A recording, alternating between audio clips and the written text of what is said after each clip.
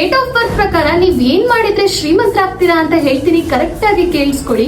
ನೀವೇನಾದ್ರೂ 1, 10, 19, 28 ಹುಟ್ಟಿದ್ರೆ ಸೂರ್ಯಂಗೆ ನೀರಿನ ಅರ್ಪಣೆ ಮಾಡಿ. ಹಾಗೆ 2, 11, 20, 29 ಹುಟ್ಟಿದ್ರೆ ನೀವು ಸಿಲ್ವರ್ ಜುವೆಲರೀಸ್ ನ ಹಾಕೊಳ್ಳಿ.